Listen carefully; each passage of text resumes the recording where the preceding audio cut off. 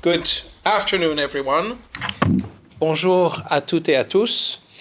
Alors, bienvenue à cette nouvelle séance de notre séminaire Slavery Now and Then, que nous co-organisons avec Annie Bunting in York et le Harriet Tubman Institute, ainsi qu'avec l'Institut de droit comparé ici à la faculté et la chaire Oppenheimer. Dans cette série de conférences, on a parlé de questions historiques sur l'esclavage, mais aussi de questions beaucoup plus contemporaines, de travail forcé, par exemple. Aujourd'hui, nous accueillons le professeur Jean-François Niort, qui est un historien, qui est maître de conférences à la faculté de sciences juridiques et économiques de la Guadeloupe, à l'Université des Antilles, où il est responsable du département d'histoire au sein du Centre d'analyse géopolitique internationale, au Centre de recherche sur les pouvoirs locaux dans la Caraïbe. C'est un spécialiste d'histoire du droit. Il est également responsable du groupe de recherche et d'études sur l'histoire des droits et des institutions des Outre-mer. Il a une relation ancienne et durable avec Montréal et avec les universités montréalaises. Il a passé un an à l'UQAM, il a été Bolton Fellow dans les années 90 à la faculté de droit ici à McGill, et il a entretenu des liens avec beaucoup de nos collègues au fur et à mesure des années. C'est un auteur prolifique qui a publié de nombreux ouvrages travaillant sur à la fois le Code civil avec des perspectives comparées, et tout récemment, il a publié un ouvrage qui s'appelle Le Code noir, et dont le sous-titre est « Idées reçues sur un texte symbolique », à partir duquel peut-être une partie de la présentation sera faite.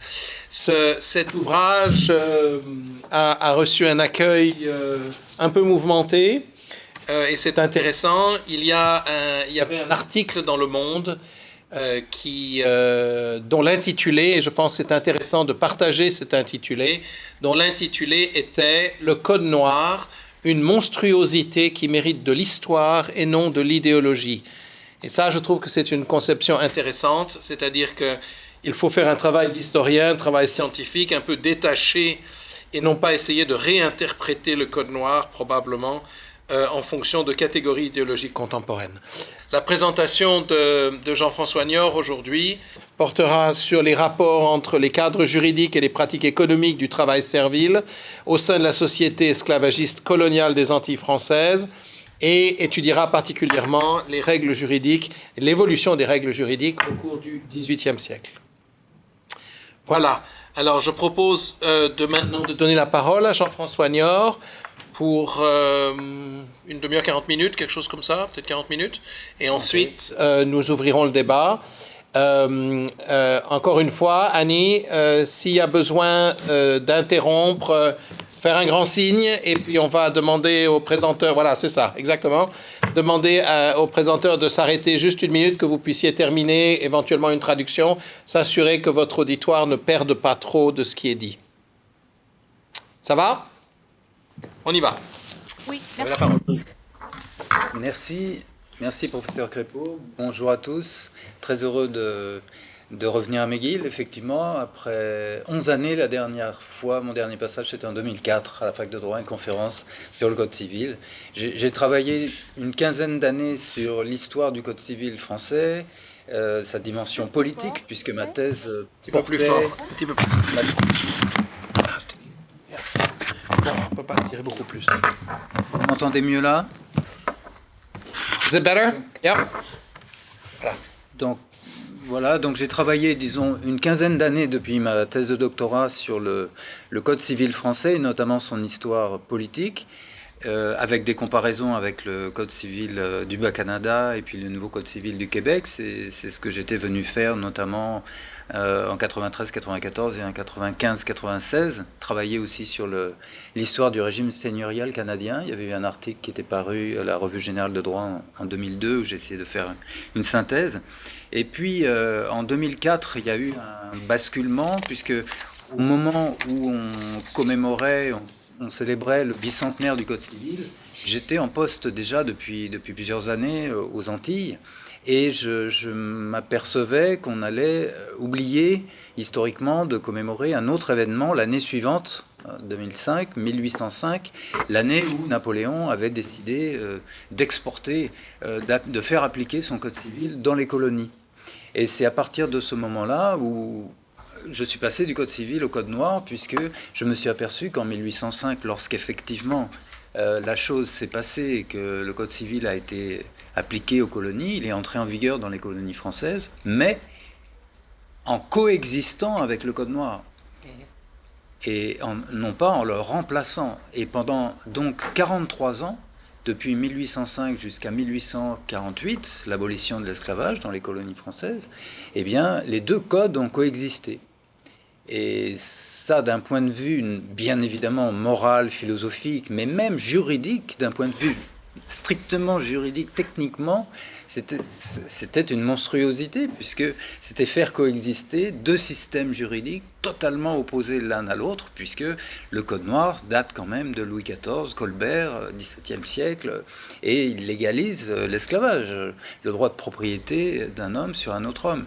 Alors que le Code civil, du moins tel qu'il était présenté officiellement, tel qu'il est encore présenté officiellement dans l'opinion académique, y compris dominante française, c'est plutôt l'expression des principes de liberté, des Lumières, de la Révolution française. Jean Carbonnier, le grand civiliste français, avait même présenté le Code civil comme l'expression civiliste des droits de l'homme de la Déclaration de 1789. Donc il y avait cette contradiction très forte. Ça va pour la compréhension? Oui. Annie, everything all right? Ça va, merci. Un peu plus lentement, mais ça va. Alors, plus lentement. Alors, cette occasion, en 2005, avait donné lieu à un colloque. J'avais organisé un colloque donc, sur les 200 ans de l'application du Code civil aux colonies et donc les 43 ans de coexistence entre ce Code civil et le Code noir qui était toujours en vigueur, qui avait été rétabli.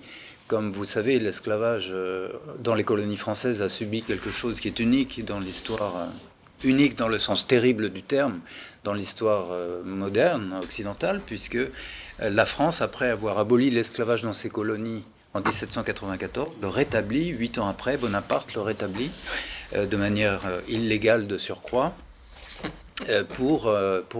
jusqu'en 1848. Donc l'esclavage dans les colonies françaises a été aboli 2 fois.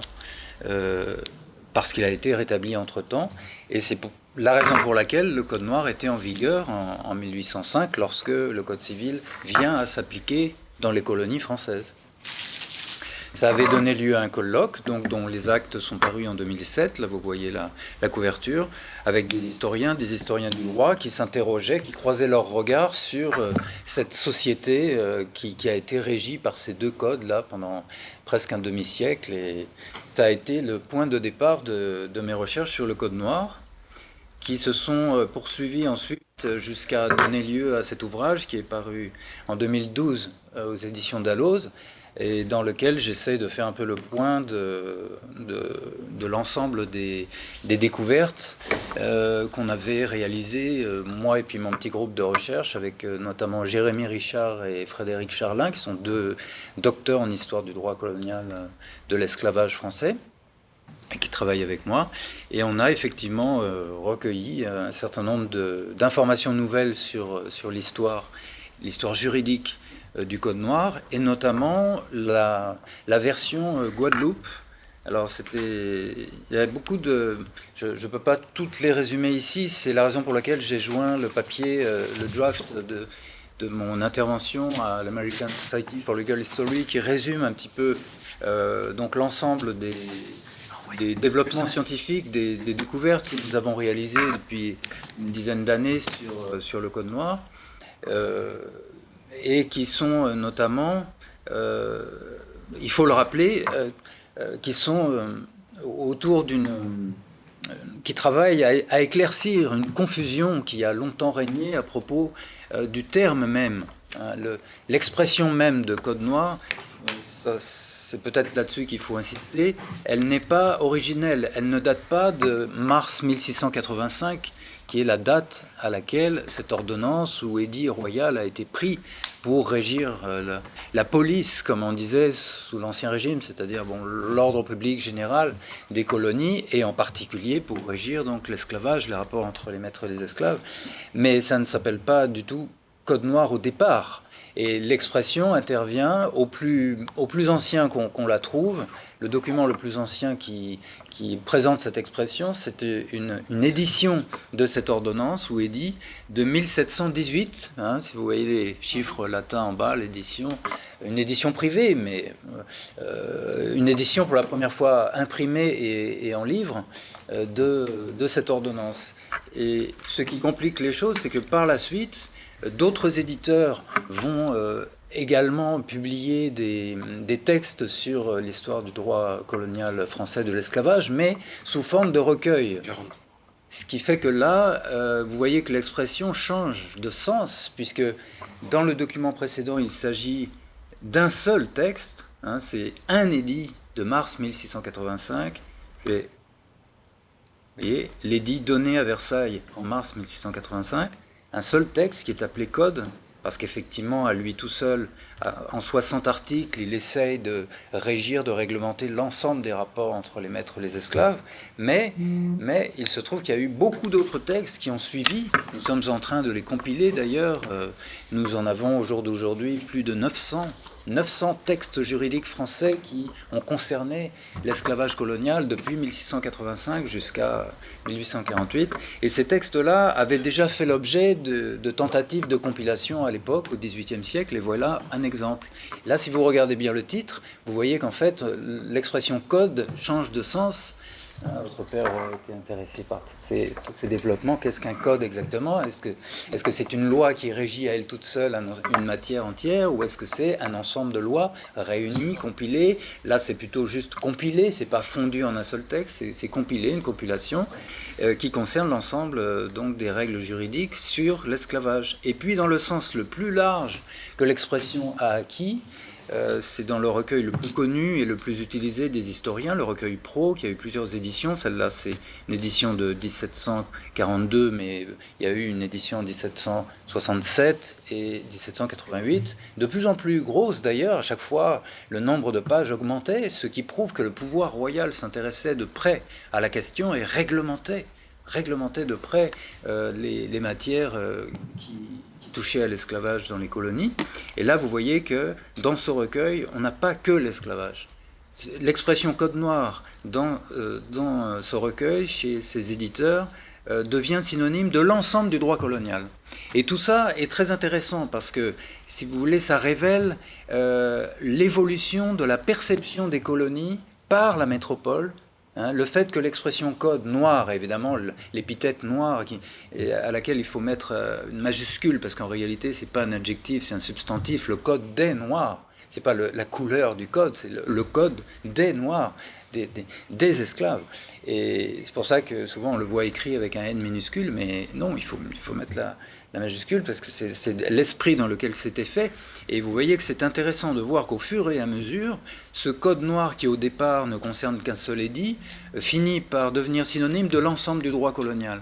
Eh bien ça, c'est une façon comme une autre de montrer que le droit reflète l'évolution des pratiques sociales, économiques, l'évolution des idées, l'évolution des représentations, puisque précisément l'extension sémantique de cette expression montre à quel point, de plus en plus, les colonies ont été perçues uniquement à travers l'esclavage, uniquement à travers le fait esclavagiste, et surtout l'énorme enjeu économique que ce fait esclavagiste représentait pour la France, puisque uniquement pour la colonie de Saint-Domingue, vous savez que cette colonie, à elle toute seule, représentait entre 30 et 50% du commerce extérieur français. C'était d'une importance absolument vitale, et ça expliquait l'augmentation du nombre des esclaves, l'augmentation de la traite négrière qui s'est produite au XVIIIe siècle. Pour vous donner juste un ordre de grandeur, pour les colonies plus précisément des Windward Islands, les îles du Vent, Guadeloupe, Martinique, sur lesquelles je travaille, par opposition aux colonies françaises des îles du Vent, qui sont les Leeward Islands, c'est essentiellement Saint-Domingue. Pour Guadeloupe, Martinique, on part à peu près en 1685 d'un ratio démographique de 1 blanc pour un noir, donc à peu près un esclave pour un blanc, pour arriver un siècle après à 1 pour 10. Donc il y a une augmentation considérable de la masse des esclaves par le développement de l'enjeu économique. Et à Saint-Domingue, c'est 1%. 1%, puisqu'il y a à peu près 500 000, quasiment 500 000 esclaves à la fin du XVIIIe siècle à Saint-Domingue, donc ça devient énorme, quoi. Pouvez-vous seulement répéter le point ancien, s'il vous plaît? Le dernier point seulement de répéter? Seulement le dernier point. En ce qui, le ratio démographique... Le ratio démographique, oui, il passe à peu près de 1 blanc pour 1 noir en 1685 jusqu'à 1 pour 10 un siècle plus tard, à la fin du XVIIIe siècle, juste avant la Révolution française. On a à peu près 1 blanc pour 10 noirs, donc on a une augmentation du nombre, notamment des esclaves. Il y avait aussi des esclaves affranchis, mais ils étaient minoritaires. Et à Saint-Domingue, c'est encore pire, c'est quasiment... pratiquement 1%, un blanc pour 100 noirs. Voilà. Là, on va davantage parler des Windward Islands, des îles, les îles du vent, qui sont de Guadeloupe, Martinique, et c'est les îles sous le vent, je me suis trompé, je crois, tout à l'heure, c'est les îles sous le vent qui correspondent à Saint-Domingue, les Leeward Island et Windward Island. Et pour revenir donc aux recherches que nous avons faites sur le Code noir, on a retrouvé la version Guadeloupe du Code noir qui n'avait jamais été publiée à notre connaissance, ni à l'époque, ni maintenant, récemment, au XXe siècle. On l'a retrouvée manuscrite, compilée par un grand jurisconsulte colonial de l'époque, qui s'appelle Moreau de Saint-Méry, qui est très connu des historiens du droit colonial, et qui l'avait compilée, retranscrite à la main. C'est donc la version de l'édit de mars 1685 qui a été enregistrée au Conseil supérieur, le tribunal supérieur de la Guadeloupe, en décembre de la même année, et qui est resté donc pendant très longtemps, du coup très peu connu puisqu'il n'est jamais publié. Donc je l'avais choisi comme version de référence dans l'ouvrage d'Alloz pour comparer cette version avec les autres versions, parce que ça c'est encore un autre élément que nous avons découvert. C'est assez extraordinaire, assez exceptionnel dans l'histoire du droit, c'est-à-dire que c'est une seule et même loi au départ, un édit royal, qui contient des versions différentes suivant les éditeurs et suivant les colonies dans lesquelles il a été enregistré, alors qu'il aurait dû, déjà à l'époque, il aurait dû être enregistré exactement dans les mêmes termes par l'ensemble des tribunaux supérieurs qui devaient l'enregistrer dans chaque colonie, et pas du tout. Donc il y a eu des variantes très importantes, notamment entre Saint-Domingue et la version Guadeloupe, qui elle est assez proche de la version Martinique. Et donc c'est ces variantes que nous avons étudiées mot à mot, donc les 60 articles. Nous avons comparé une douzaine de versions de l'édit, et nous avons comparé mot à mot les 60 articles, et puis en bas de page indiqué les variantes. Bon, parfois ce ne sont que des variantes formelles, mais dans d'autres cas ce sont vraiment des différences juridiques de sens et de portée juridique de l'article.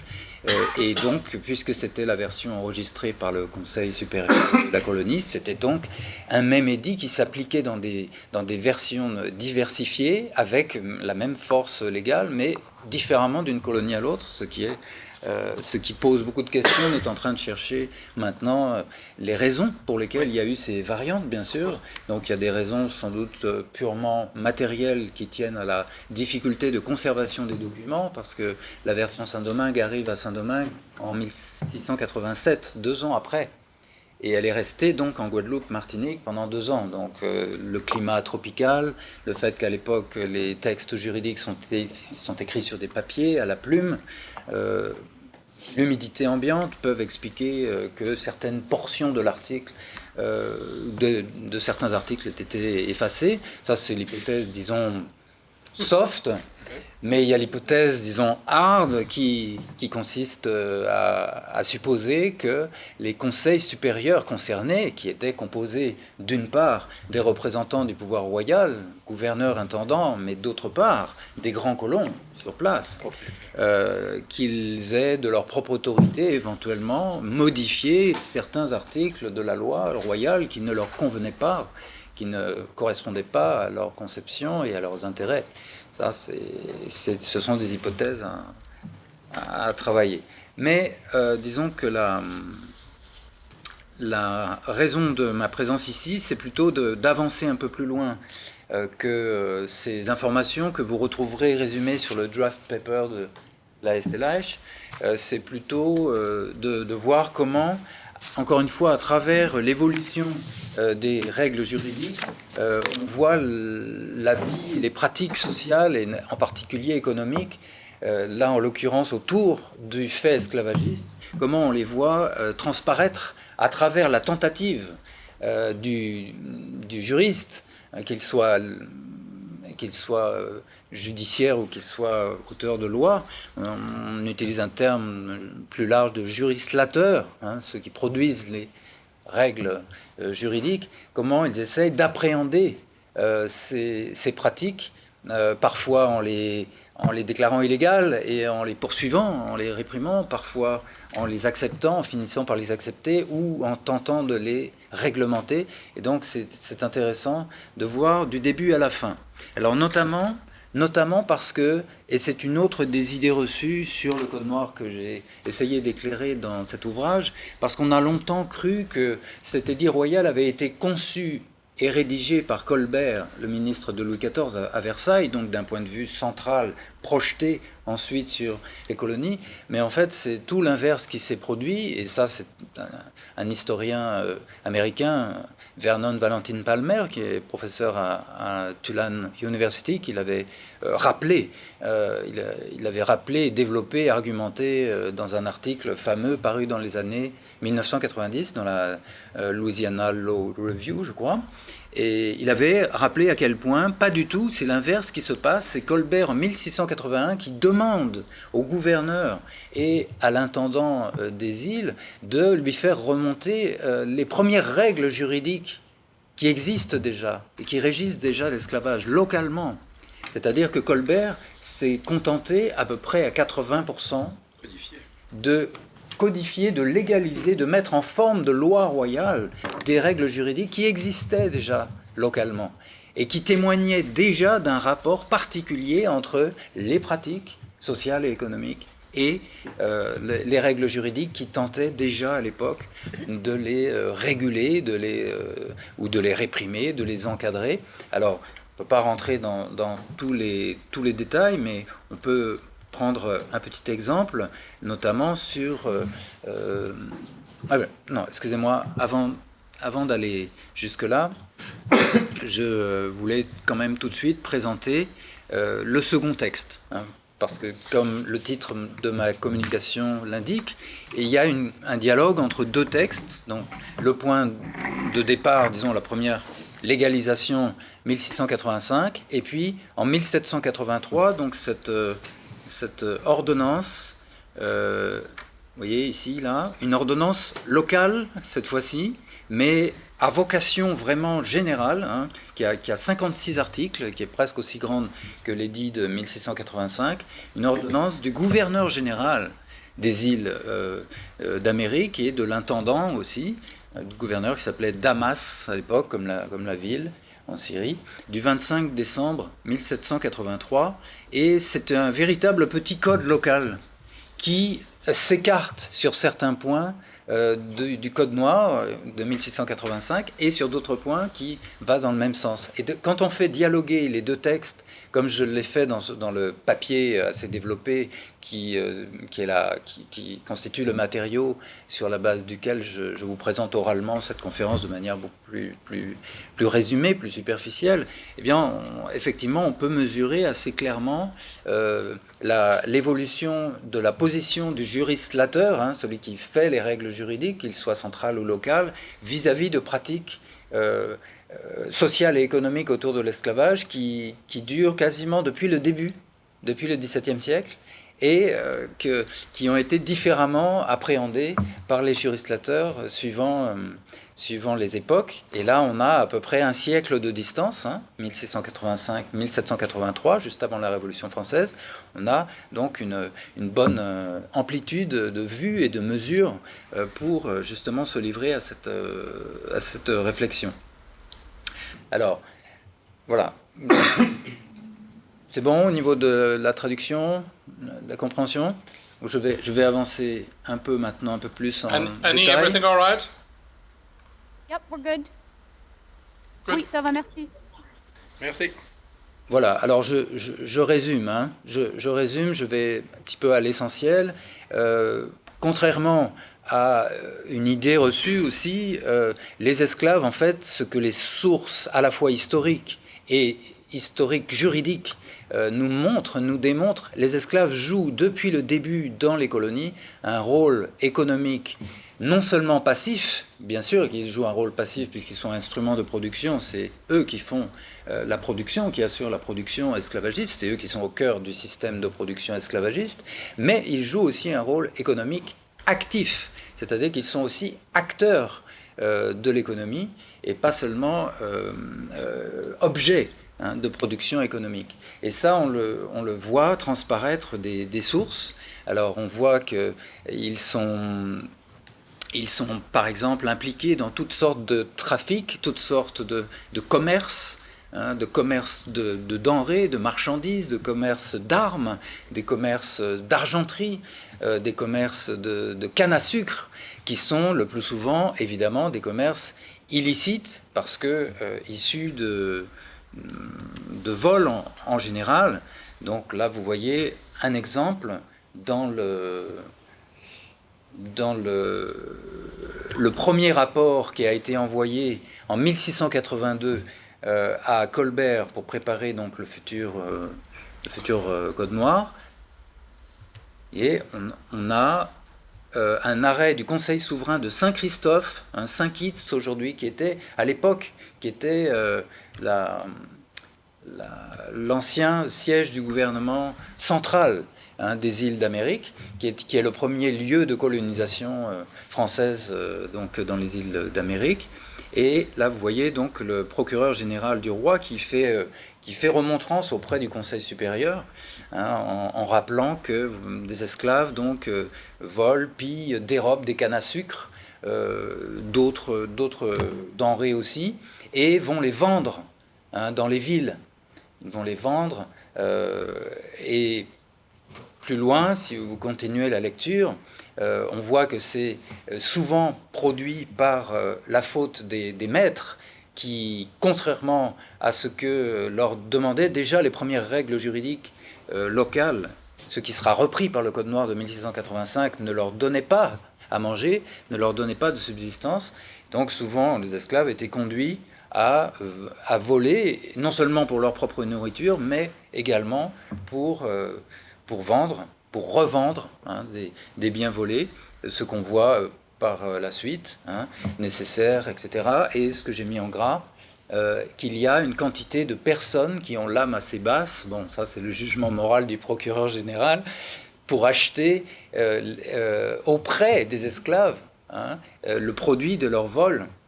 Donc, et les échanger avec d'autres aliments. Donc voilà une source juridique qui nous révèle des pratiques économiques, en l'occurrence plus ou moins illégales, qui se produisaient. Donc, dans ces... Est-ce que c'est possible d'avoir la traduction en anglais pour les mots là? En fait, Oui, est-ce que faire la traduction? Yeah. I'll translate that quickly. So I'm trying to see ce qui n'arrive. So it is the fault of the masters of those slaves, because those slaves are not fed like as God and the law would require.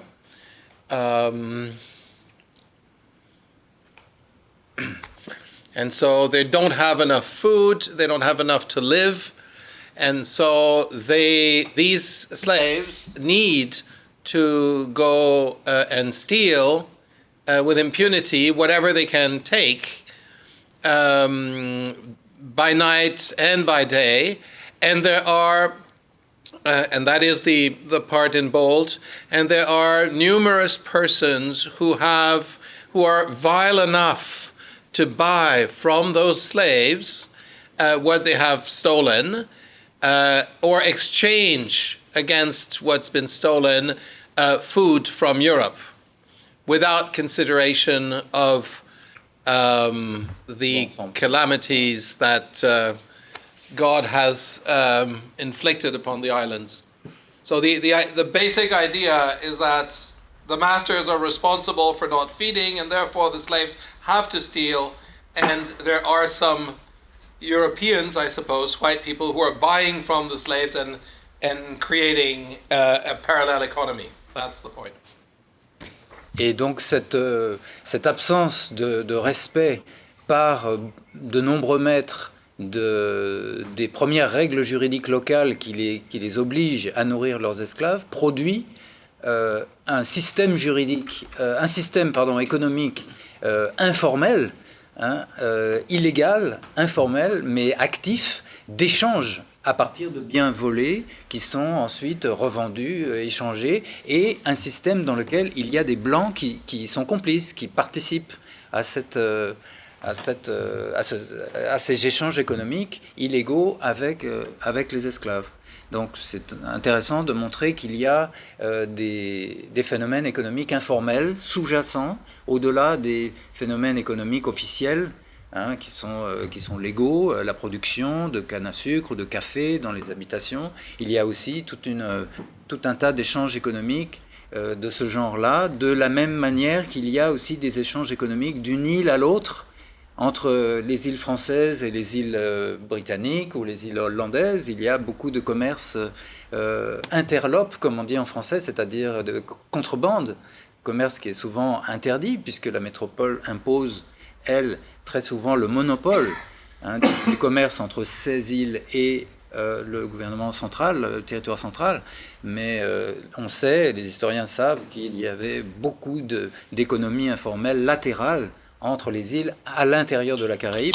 Eh bien, là, on est à l'intérieur même d'une seule île française, et on voit qu'il y a aussi beaucoup de commerce latéral, beaucoup de commerce informel, illégal, qui se produit, et ça, c'est depuis 1682, et on retrouve à la fin de la période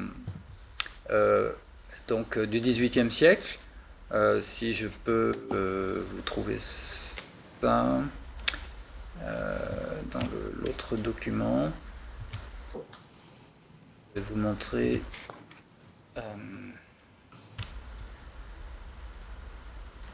ici.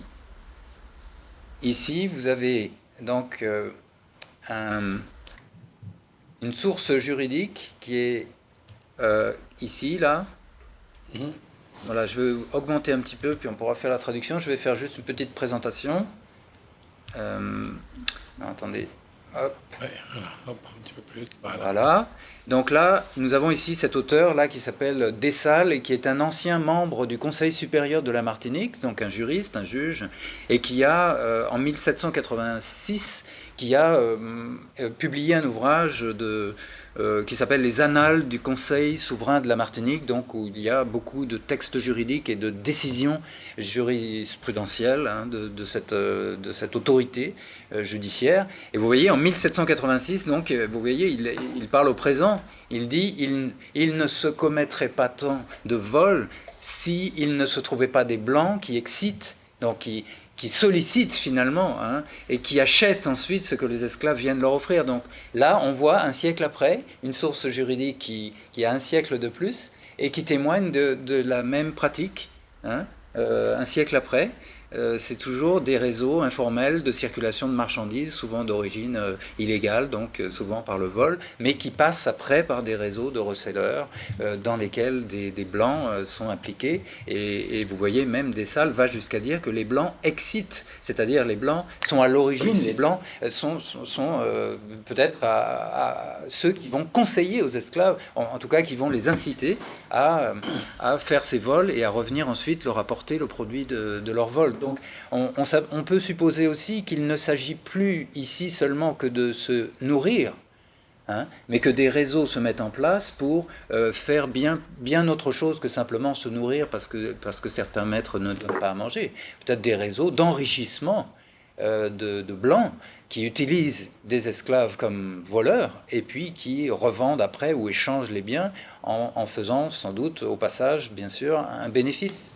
Donc voilà un exemple de source juridique qui, à un siècle de distance, témoigne de la continuité et donc de pratiques économiques informelles qui sont très importantes en réalité dans la vie réelle de l'île, mais qui ne sont pas officielles, donc qui sont souvent cachées. Enfin, elles ne sont pas mises en avant, évidemment, parce que c'est des pratiques qui montrent que la loi est assez inefficace dans sa tentative pour les interdire ou pour les empêcher. Donc c'est ça qui est intéressant aussi dans les règles de droit, pour l'historien du droit, mais pour le juriste aussi. Elles sont intéressantes dans la mesure où on peut mesurer leur effectivité pratique. La règle de droit peut s'étudier comme ça de manière théorique, si on veut. On peut en faire une exégèse théorique, mais elle est aussi intéressante d'un point de vue sociologique lorsqu'elle est confrontée à la réalité du terrain et lorsqu'on peut mesurer justement le degré d'adéquation entre ce que la règle prévoit et ce qui se passe dans les pratiques réelles. Mais c'est tout particulièrement intéressant pour l'histoire du droit colonial de l'esclavage parce que le degré d'ineffectivité des règles juridiques coloniales est très grand dans les colonies. Les sources juridiques officielles, les procureurs généraux en particulier, les gouverneurs, les intendants, dans leur correspondance avec les ministres, le reconnaissent eux-mêmes. Et c'est la raison pour laquelle, pendant un siècle, on voit ces règles juridiques régulièrement réitérées. Réitérées par le pouvoir royal ou par les pouvoirs coloniaux locaux. Mais ça, pour le juriste, ça témoigne précisément de la difficulté à éradiquer ces pratiques. Si ces pratiques avaient disparu, les législateurs ne seraient pas obligés de réitérer les mesures. Et souvent avec des amendes qui s'aggravent, des peines qui s'aggravent, de plus en plus lourdes, mais manifestement sans beaucoup d'efficacité sur le terrain. Et donc c'est très intéressant sur ce plan. Alors, je vais juste montrer un autre exemple. Donc, à partir de l'ordonnance donc de 1783, dans l'article 22, oups, je suis trop loin. Donc, 21 ici, en bas. on va monter un petit peu le... 21 en bas. Pardon. Non, c'est pas là. 22, voilà. Voilà. Alors, vous arrivez à voir? Non, Oui. On va essayer de monter un tout petit peu, mais ça va décaler. Ça va décaler un peu. On y arrive un petit peu. Oui, c'est bon. Voilà. C'est bon. Voilà. Alors, faisons défense à tous ceux qui ont des esclaves en propre ou à loyer, de les laisser libres de leur personne et travailler à leur gré, moyennant une somme convenue par mois, même par jour, excepté les nègres de journée qui auront la marque ordonnée ci-dessous. Donc ça, on va en parler après de cette marque.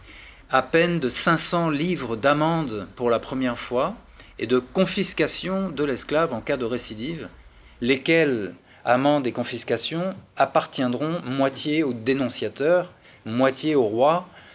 Donc, vous voyez, dénonciateur, on appelle à la dénonciation, on a besoin que ces pratiques soient dénoncées parce que le pouvoir administratif n'a pas les moyens de découvrir toutes ces pratiques et de les réprimer de lui-même. Donc il a besoin de la collaboration de la population pour faire ce travail. On peut laisser peut-être la traduction. Yeah, maybe we can translate. Adele, do you want to translate?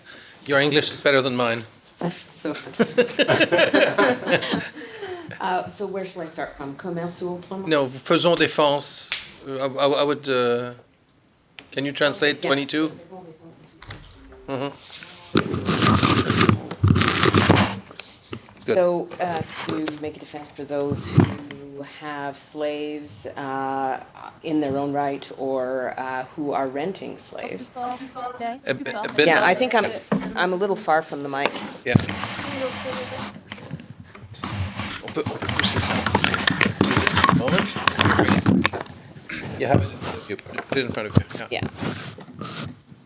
Okay, so making a defense for those who have slaves, either in their own right, so as their property, or who are renting slaves, de les laisser libres de les personnes, to leave them free in their person and to work on their own will, moyennant une somme convenue par mois on the basis of a monthly amount or a daily amount on a daily basis, with exception of those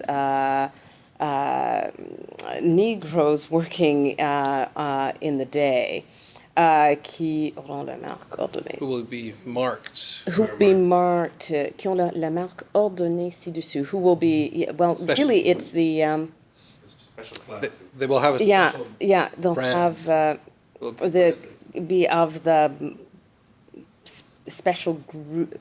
It's not a, Est-ce que it's not a, it's not, Après, on va c'est ça, hein? Est-ce que c'est, Est-ce que c'est branded? C'est pas ça, C'est quoi? not C'est quoi brand. la marque? La marque, c'est un bracelet. On va le c'est Oh, a bracelet, oh, it's a okay, bracelet, that's where, okay. so thank you. Who will wear a particular bracelet that is described below for 500 pounds ou That's the livre penalty. d'amende, which is the penalty d'amende pour la première fois. So penalty for the first time is 500 pounds or livre, and the confiscation of the slave in the case that there is a repeat of the offense. And the fine and confiscation will be half-half, basically, with half for the person who denounces the action and the other half for the king. Yeah. So let's bring this back. Yep. Yeah, voilà. Donc, vous voyez cette règle juridique de 1783, donc, qui est très intéressante d'un point de vue socio-économique, puisqu'elle révèle une pratique un peu différente que celle que nous évoquions avant du système illégal de revente de marchandises volées, une pratique où des maîtres donc laissent leurs esclaves travailler en dehors de leur propre habitation et leur laissent donc la liberté de circuler et d'aller louer leur force de travail à d'autres maîtres, à d'autres blancs, pas forcément des maîtres possesseurs d'esclaves d'ailleurs, ça peut être sur le port, travailler à la journée pour décharger une cargaison d'un bateau par exemple, et le maître de l'esclave profite économiquement de la chose puisqu'il convient avec l'esclave d'une somme. Donc d'une somme soit à la journée, soit au mois.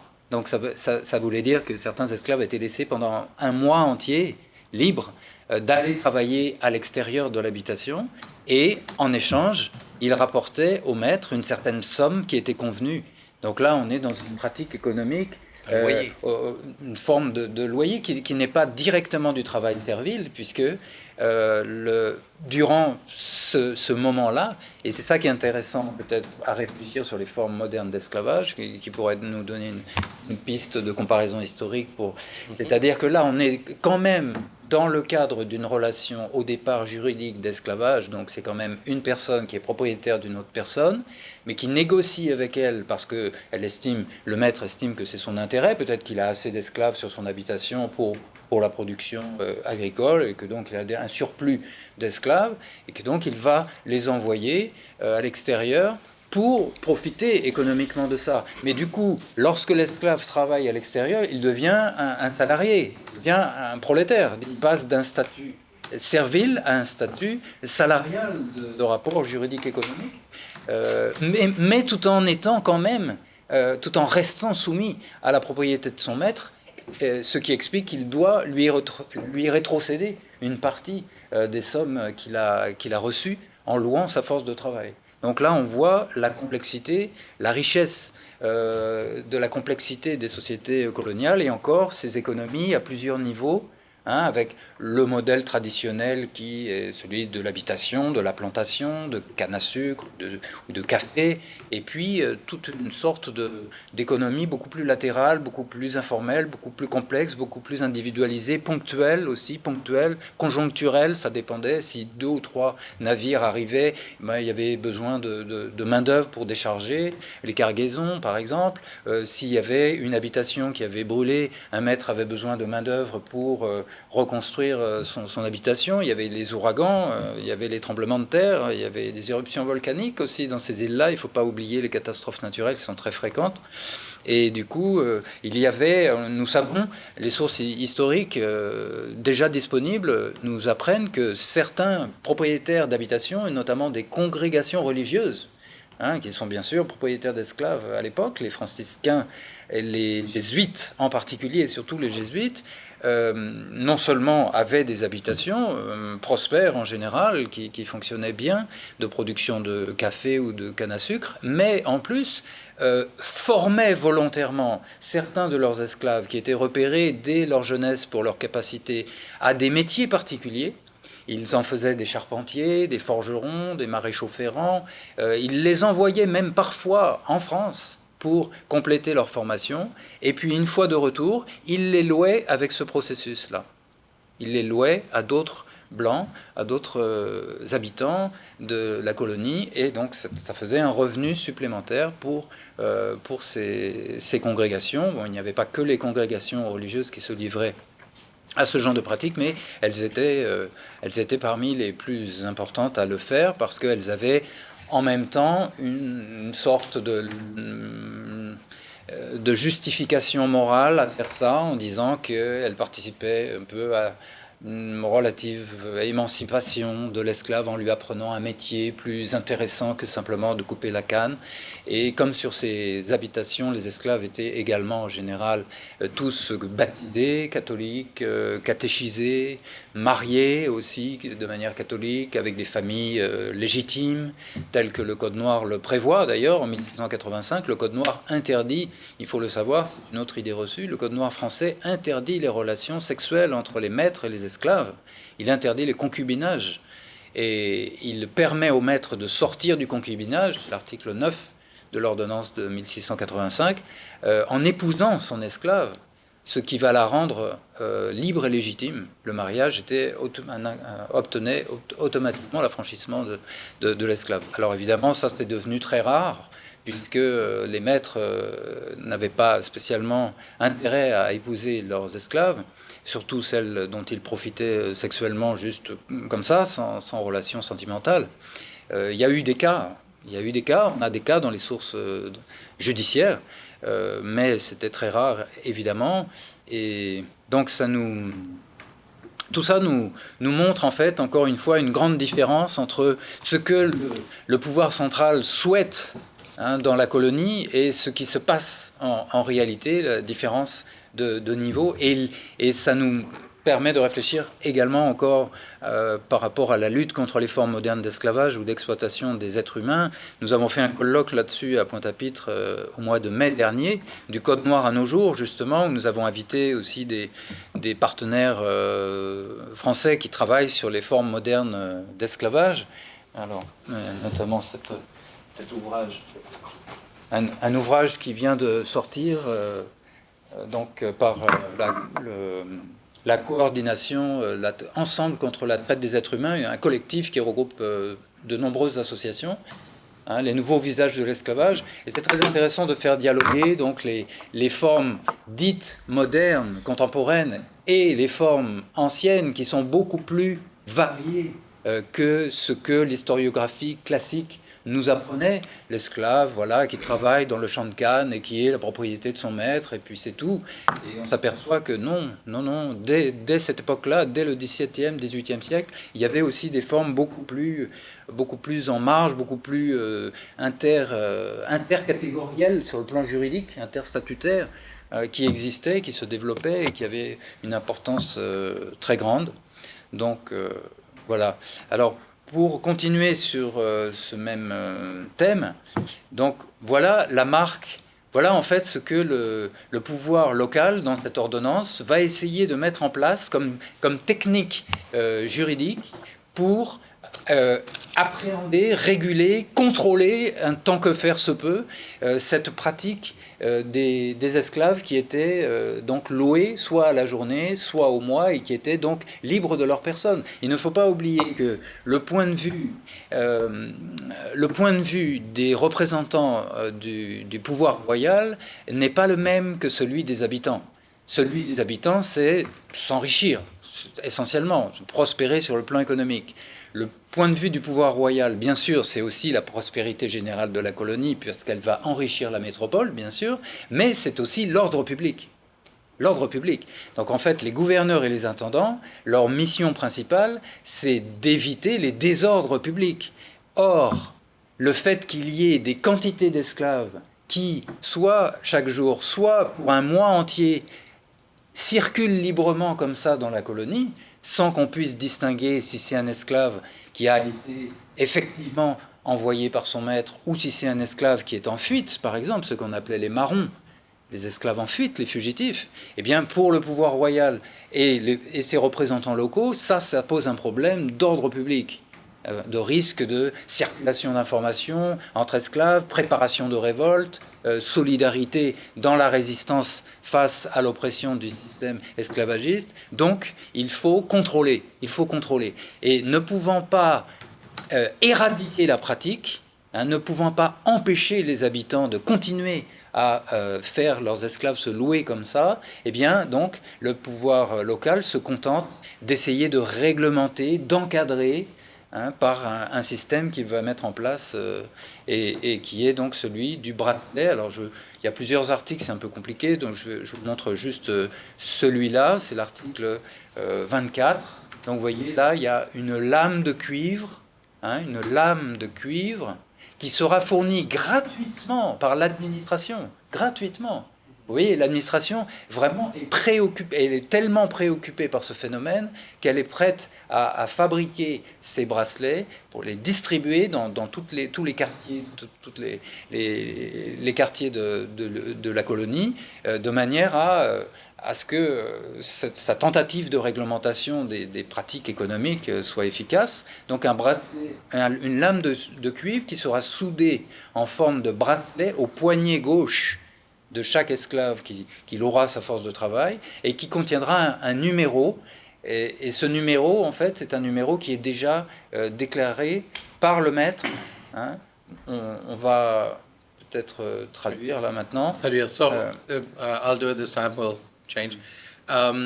So this is the mechanism to identify the slaves that will be whose workforce will be offered on a daily basis to others.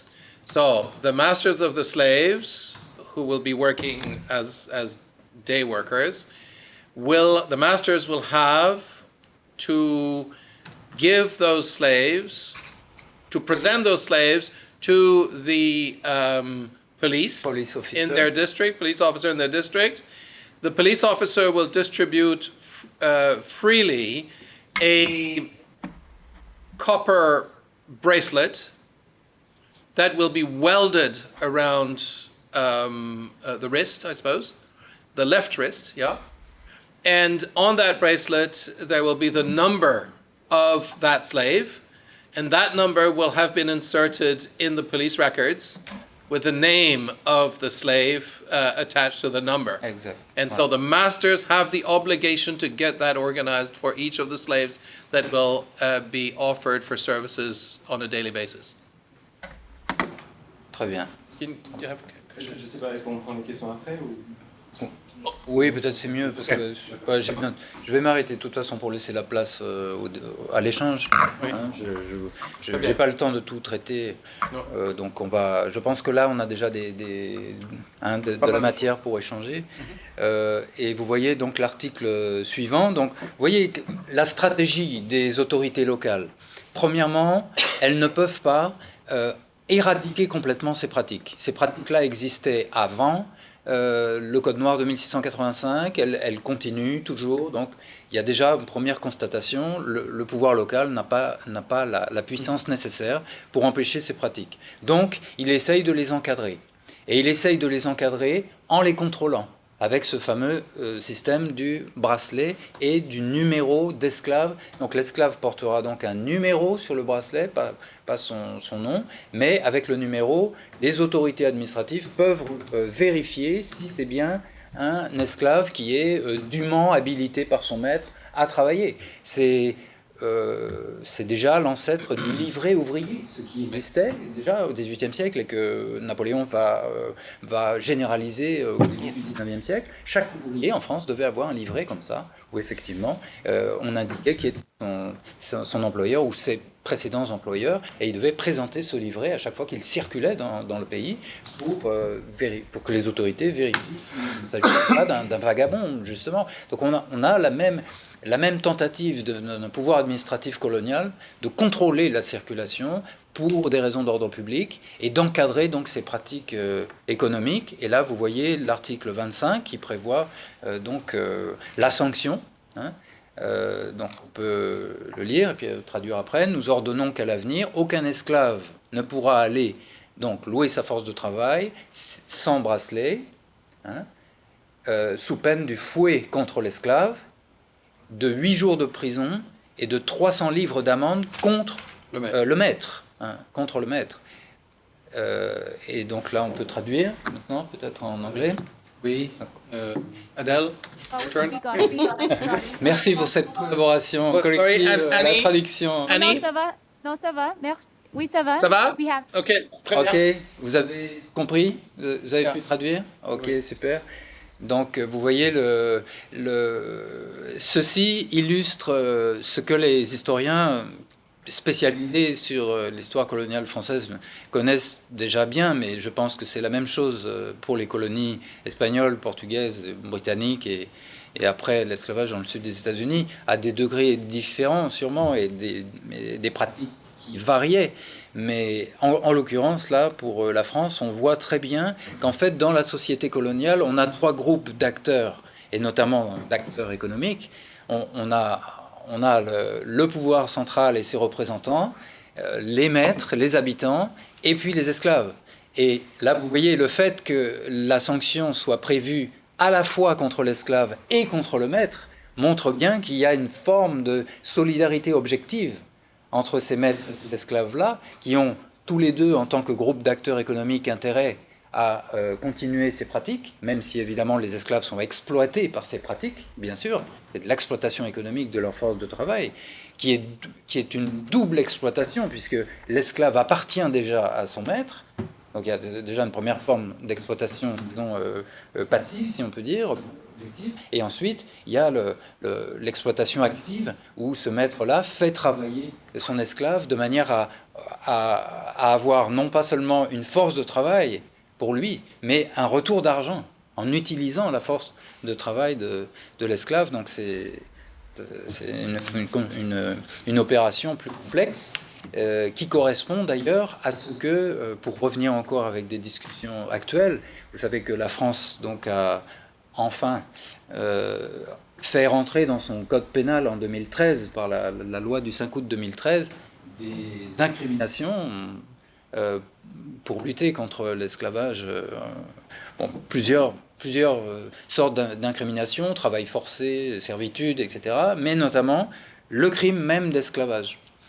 Et dans cette cette nouvelle définition légale, puisque finalement il n'y avait jamais eu de définition légale de l'esclavage en France métropolitaine, puisque le Code noir ne s'appliquait qu'aux colonies, ce qui est paradoxal, et que pour lutter contre les formes actuelles d'esclavage sur le territoire français, on estime, d'après certaines associations et ONG, on estime peut-être jusqu'à 50 000 personnes en France qui seraient victimes de ce genre de pratiques. Alors, peut-être pas des formes totales d'esclavage, mais qui tournent autour de celle-ci. Eh bien, le législateur, à la demande de l'Union européenne, le législateur français et après s'être fait condamner par la Cour européenne des droits de l'homme, 2 fois au moins. Siliadine.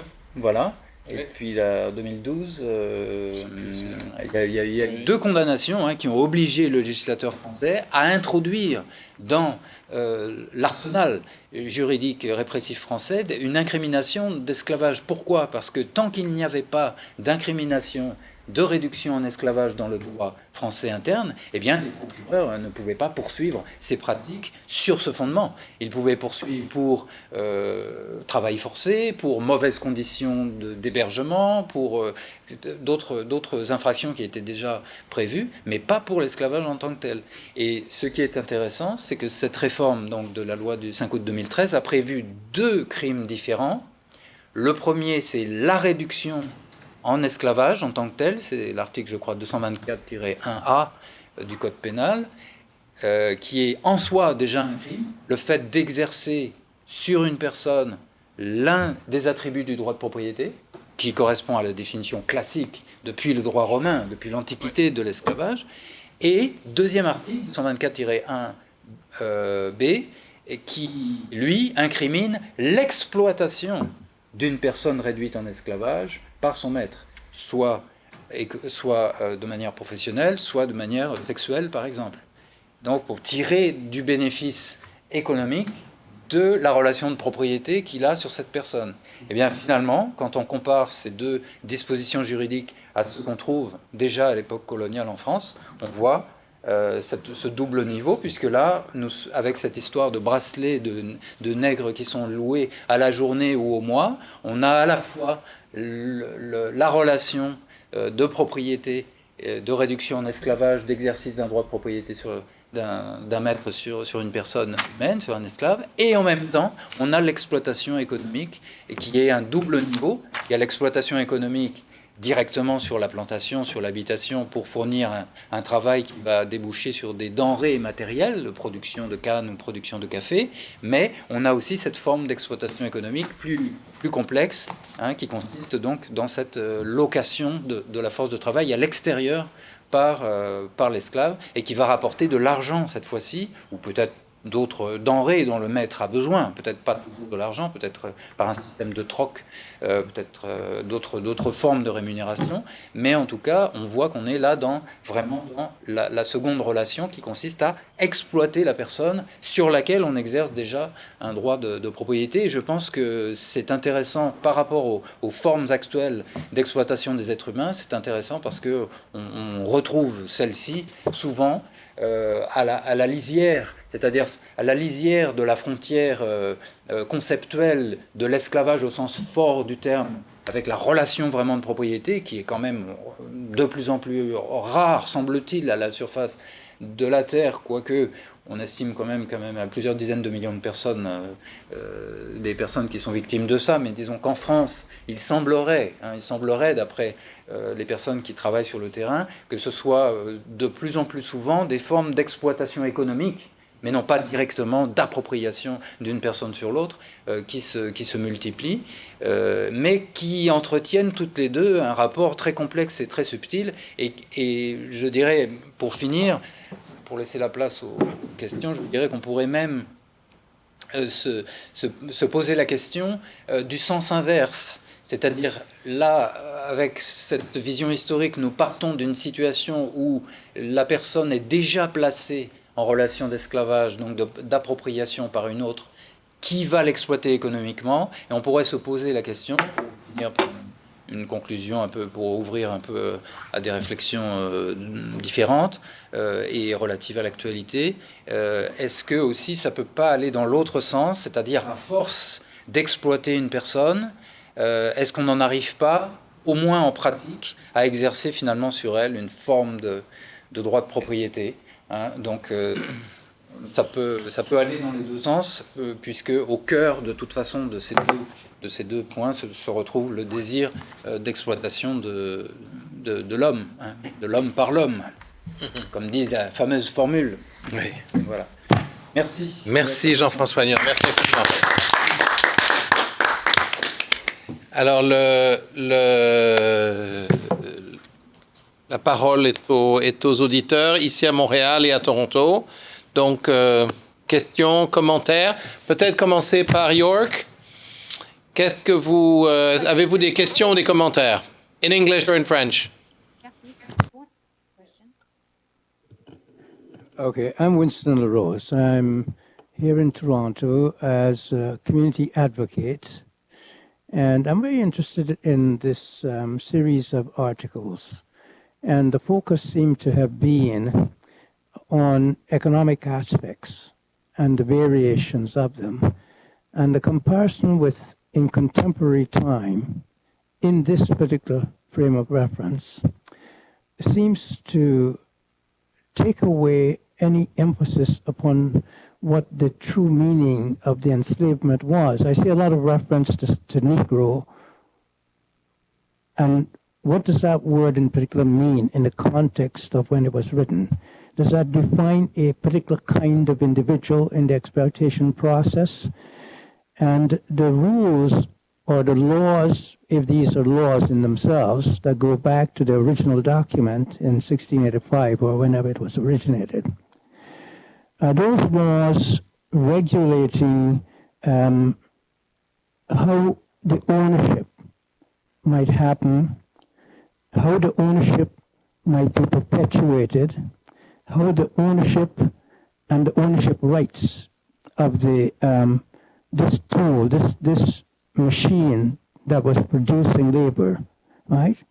To me, a comparison in modern times, in the current context where we don't have that kind of ownership, seems to take away the full impact of what it meant to be a slave, who was almost always Negro. So I just want to pose that in terms of the discourse around how we understand in our contemporary periods, how we try to reinvent understandings about what the real impact of what was existing at the time had on those people and their descendants who still are here today. Oui. Est-ce que c'est une question qu'il me pose ou c'est une réflexion qu'il fait? Il y a une question. Il y a deux questions. Je trouve que la question est le sens des mots dans les textes, en particulier le sens du mot nègre. Oui. Et deuxièmement, la deuxième partie est l'impact sur la vie des esclaves. Et le troisième est de mieux comprendre l'impact contemporain aux descendants afro-caribes. Est-ce que ça va ou non? Oui, avec si j'ai bien compris, avec la question sous-jacente d'une mise en cause d'une analyse économique comme celle que Jean-François a faite, parce qu'une telle analyse économique qui se fait en termes contemporains de rapport économique viendrait en fait masquer la réalité du rapport maître-esclave qui était vécu à l'époque. Moi, j'ai entendu ça aussi dans la question. Oui. Alors, c'est énorme comme question, c'est énorme. Il y a des débats historiographiques énormes là-dessus. C'est très difficile de... Bon, si on veut faire une réponse short answer, je pense que je peux renvoyer notamment à ce que l'historiographie américaine, anglo-saxonne, a déjà exposé, notamment le dernier livre de Robert Cottrell, The Long Lingering Shadow, que j'ai rencontré à Washington. J'ai sympathisé, nous avons plein de projets communs maintenant. Nous avons travaillé The ensemble. long lingering shadow. Shadow. Yeah. Georgia UP en 2015. Non, 2014, je crois. 2013-14. Et lui est spécialiste donc du Brésil, de l'Amérique espagnole et du sud des États-Unis. Et justement, je suis tout à fait d'accord avec lui. Il s'est passé la même chose en France, dans les colonies françaises, c'est-à-dire que c'est progressivement qu'une équation va se faire. C'est pour ça que je parlais tout à l'heure de l'histoire de l'expression code noir, black code. L'histoire de cette expression est très parlante. C'est progressivement, on va créer une adéquation entre le statut d'esclave et la couleur, la race.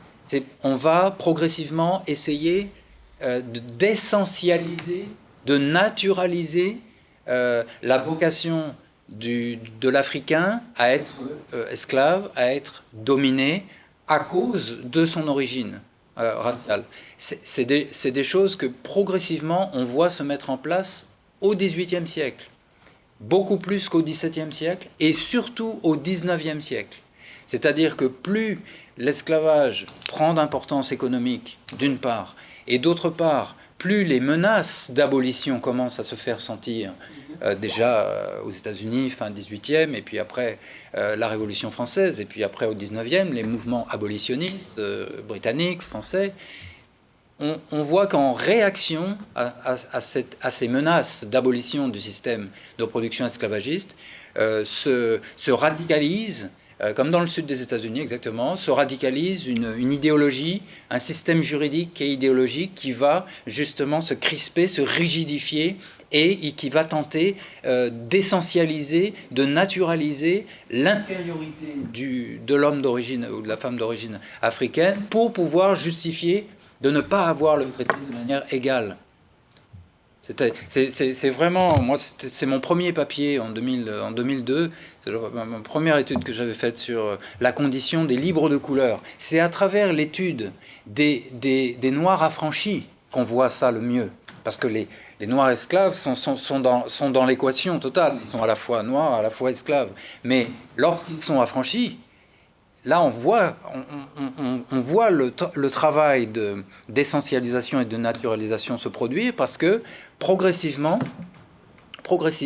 ces Noirs affranchis vont être soumis à la discrimination et à la ségrégation. En 1685, l'article 59 du Code noir prévoit qu'un esclave affranchi a les mêmes droits que les Blancs. Mêmes droits. Égalité juridique. Et progressivement, disons 60 ans après, 70 ans après, eh bien, on va voir se créer une catégorie juridique intermédiaire entre les Blancs et les esclaves, qui va être celle des affranchis et des descendants d'affranchis, et qu'on va appeler les gens de couleur libre ou les libres de couleur, colored people, free colored people. Et ces gens-là, dès le début du XVIIIe siècle, vont être soumis à un régime juridique de discrimination, de ségrégation, donc séparé des Blancs et inférieur aux Blancs, de manière à faire passer l'idée que leur origine africaine, et pas seulement le fait qu'ils aient été esclaves, hein, c'est pour ça que je vous dis, on essaye d'essentialiser, on essaye de faire passer du statut ou de la condition juridique à une essence naturelle, le fait qu'ils seraient d'origine africaine les empêcherait de devenir pleinement les égaux des Blancs, hein, comme si c'était une différence naturelle qui justifiait la différence de traitement juridique. Et voilà donc comment l'origine du racisme moderne se forme progressivement dans un régime où les autorités locales, ou en tout cas les planteurs, les grands colons qui contrôlent l'économie et indirectement la politique de l'île,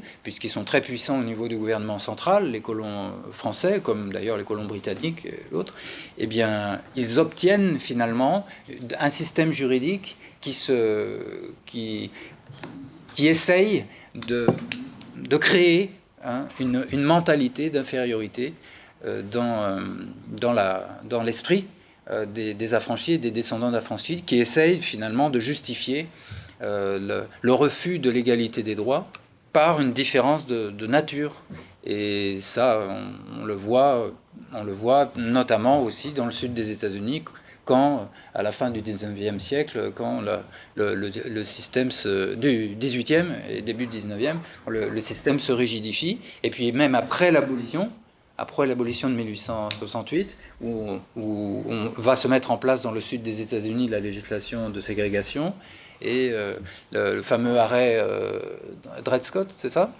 dans lequel l'opinion du juge, du Chief Justice, c'est 1896, c'est ça, et va dans ce sens-là, finalement, de justifier la ségrégation par une différence naturelle, en expliquant que l'origine africaine et l'origine servile ont tellement marqué ces êtres humains qu'ils ne peuvent pas prétendre à l'égalité. Et je crois que justement, si la question est posée dans le sens comment c'est vécu aujourd'hui, moi qui habite depuis bientôt 20 ans dans un territoire où il y a une grande majorité évidemment de personnes, citoyens français mais d'origine africaine, eh bien je ressens encore des difficultés d'ordre psychologique et social, d'estime de soi par exemple, dans une société où on a encore tendance inconsciemment à valoriser la couleur claire.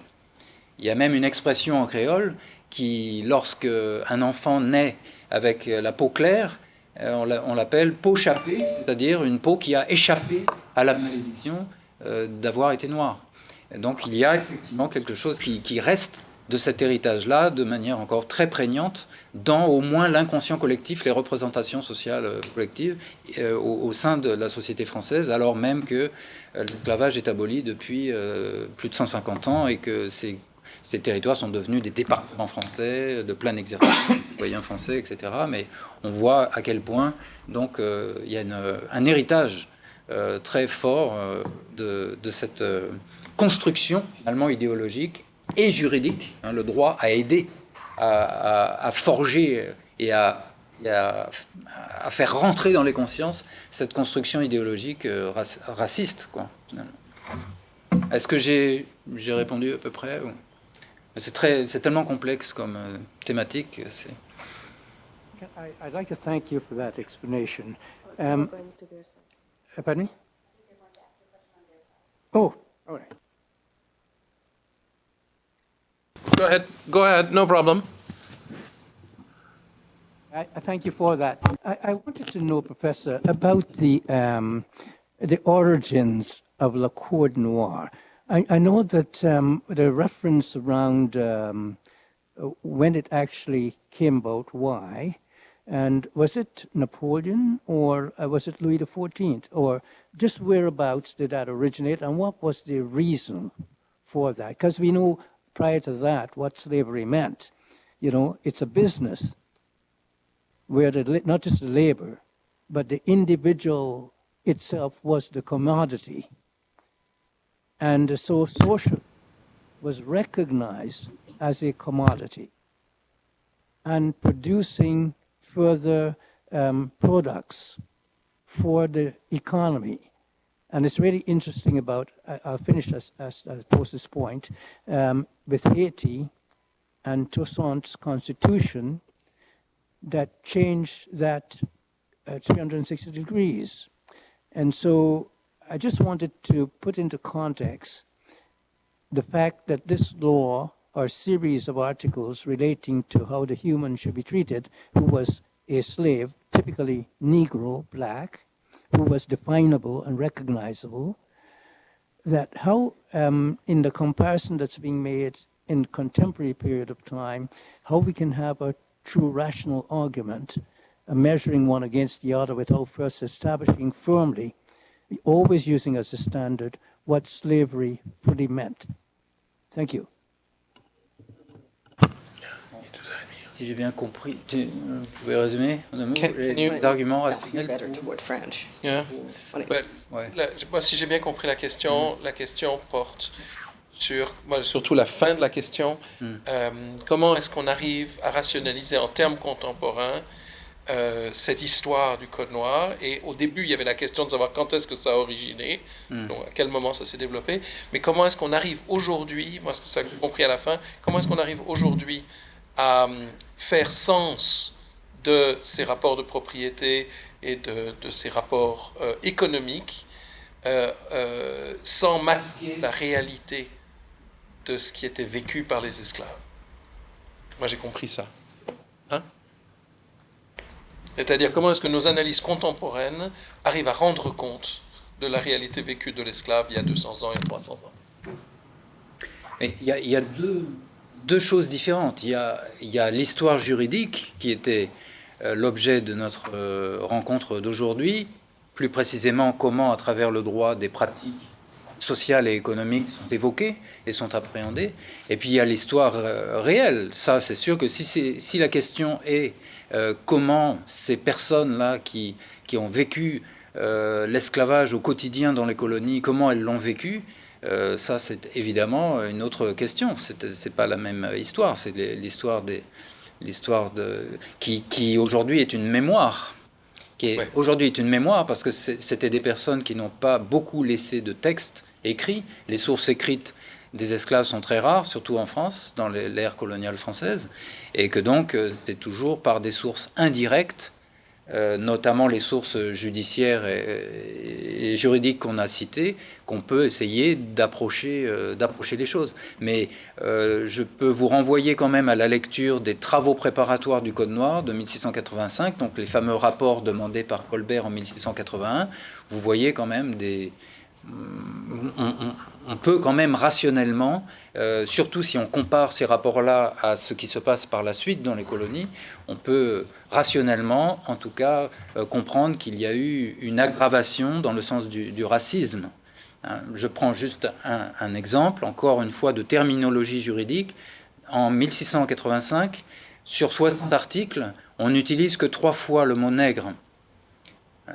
Donc on est dans une vision qui n'est pas encore essentialisée, qui n'est pas encore racialisée. C'est maître-esclave, et une fois qu'on est affranchi, et ben voilà, on passe du côté des maîtres, puisque les affranchis avaient le droit d'avoir des esclaves aussi, et il y a donc une vision de la société en 2 statuts juridiques, soit libre, soit esclave, indépendamment de la couleur, puisque un affranchi peut devenir libre, et du coup aura les mêmes droits que les blancs. Au XVIIIe siècle, la terminologie juridique va s'inverser, précisément au moment où l'expression Code noir apparaît, à partir de 1718, et dans la législation subséquente, c'est l'inverse qui va se produire. On va utiliser systématiquement le mot nègre à la place du mot esclave, ou comme synonyme.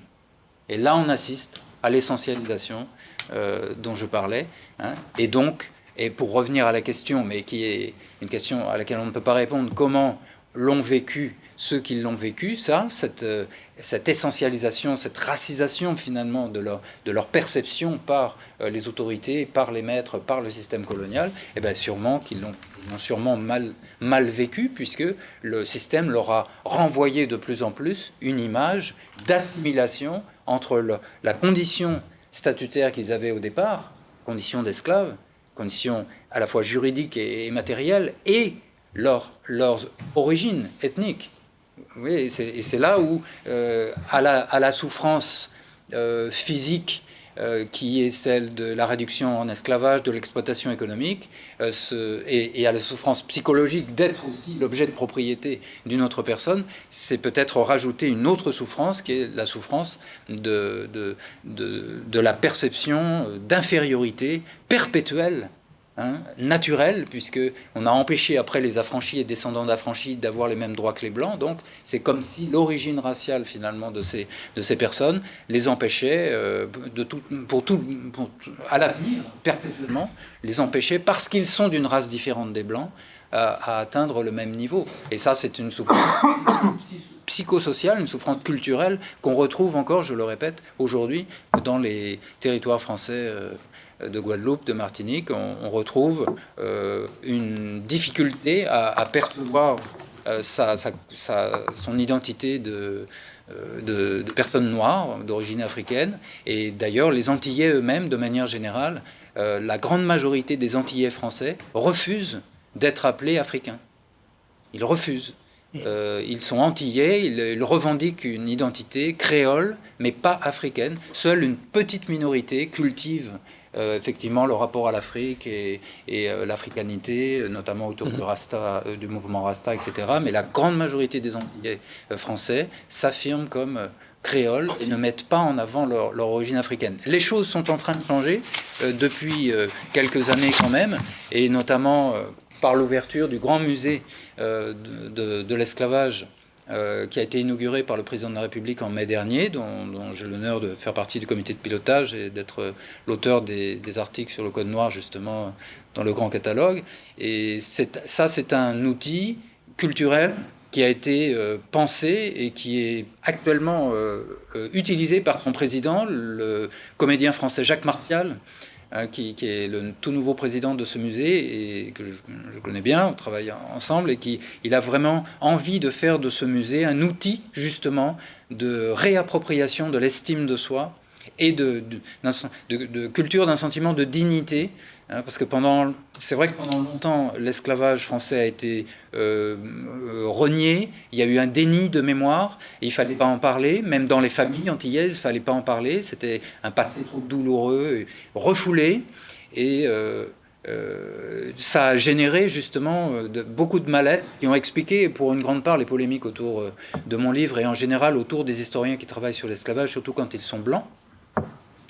Et au contraire, essayer d'aller vers une vision qui va permettre justement à cette population de se reconnecter avec son histoire, avec sa mémoire, de ne pas avoir honte d'en parler et de retrouver à travers ça une possibilité de reconstruire une identité, reconstruire une estime de soi qui soit plus positive qu'avant. Voilà. Il est maintenant 2h35, ce qui est passé l'heure à laquelle on doit terminer ce séminaire. Mais peut-être ici à McGill, y aurait-il un commentaire très court, même pas une question, mais au moins un commentaire très court. Adèle a levé la main. Voilà. Donc, je vais faire deux commentaires. Donc, merci pour la présentation. Juste pour poursuivre un peu dans la logique que vous avez évoquée et dans les questions de M. Rose de Toronto, là, vous avez parlé longuement des volets de la différenciation des types d'esclavage qui existaient dans les colonies des Antilles. Et j'ai trouvé beaucoup de repères avec un travail qui se fait au nord dans les États-Unis, donc pas le sud, dans le nord, et qui indique donc que l'esclavage était multiple et il y avait une coexistence avec le volet travail, mais ce travail va vraiment dans le sens de dire que, et c'est une vieille thèse, la thèse de Eric Williams, qui est rénovée avec les écrivains contemporains, c'est que l'esclavage était une forme de système, donc pas l'accent sur l'homme à l'homme, mais vraiment un système économique basé sur la race et la continuation de la race à travers la reproduction. Et c'est une notion qui sous-tend le développement du capitalisme. Et ce volet, j'ai pas trop entendu dans votre analyse, et c'est peut-être pour ça que le saut vers le contemporain devient incomplet. Il y a des éléments à ajouter qui sont importants et qui incluent la racisation, comprise dans le sens large, des rapports économiques contemporains. Et donc, on est limité aux commentaires. Donc c'est vraiment ce volet qui chicote quand on voit même les États européens développer des statuts juridiques applicables en métropole qui n'étaient pas applicables au moment clé de l'esclavage. Et quand on voit qu'on trouve la première fois où on aborde sérieusement la question de l'esclavage par le cours européen des droits de la personne, c'est en fait ironie d'ironie entre une travailleuse domestique et une famille africaine. Donc, il y a une volet important qui manque et qui ne, à mon avis, gère pas suffisamment bien tout le volet d'un esclavage construit sur l'appropriation, certes, la commodification, certes, la marchandisation de pouvoir de travail d'un peuple ou d'un nombre de peuples africains. Voilà. Est-ce que, si vous me permettez un autre commentaire tout à fait différent, je trouve extrêmement intéressant ce que vous faites avec la lecture des textes du Code noir, des différentes ordonnances, et ça renseigne beaucoup. Mais j'aurais aimé vous entendre parler un peu des risques d'une telle démarche. Et par exemple, quand je vous ai entendu lire, je pense que c'était l'article 24 sur les amendes applicables à la fois au maître et à l'esclave qui est quand même fouetté. Oui. J'ai pensé tout de suite, et François Crépeau, on dirait long là-dessus, aux travailleurs migrants. On sait au Canada que dans la loi, les amendes en amont sont applicables aux employeurs. Comme aux travailleurs. Mais c'est les travailleurs qui sont éjectés du pays. Et très souvent, et là on a les études sociologiques là-dessus, sont jamais punis. Donc le message envoyé est tout à fait différent du message qui ressort d'un texte. Donc voilà. Et je veux dire, moi, je pense que c'est exactement la même chose. Ouais. Et on aimerait avoir la sociologie de l'application des peines.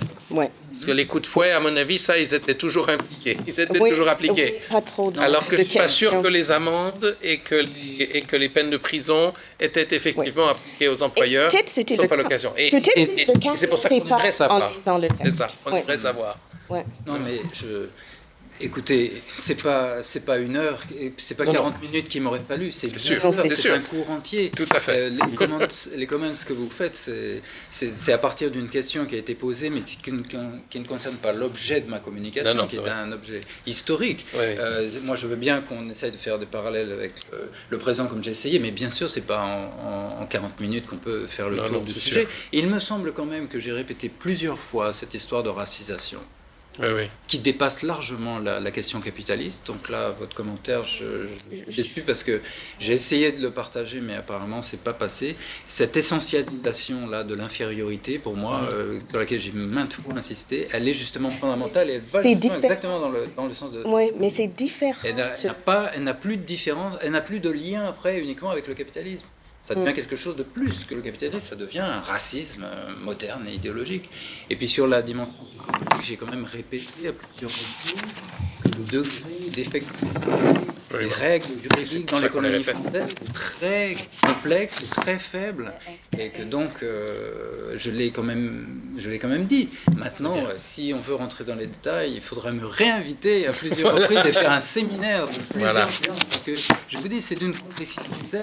Là, on a juste touché du doigt, on a touché un point, mais c'est impossible dans le temps qui nous était imparti, c'est impossible de faire le tour d'une question aussi complexe, sur plusieurs siècles en plus d'évolution. Voilà. Le livre de Cottrell à 500 pages. Le deuxième commentaire sur les textes en tant que tels et le volet sociologique. C'est ce que je viens de dire. Je viens de le dire, que j'ai répété à plusieurs reprises dans mon intervention, que le degré d'effectivité des règles juridiques... nous avons des gens qui attendent. Ah, ok. Alors, nous arrêtons. On remercie Jean-François Niort de cette intervention. On a une question. Ah, ok. Pardon, je n'avais pas compris. Allez-y. J'aurais un commentaire suivi d'une question, si vous permettez. Alors, très rapidement, pour le commentaire, je m'adresse à monsieur le conférencier. Alors, il a fait un commentaire sur les soi-disant actes de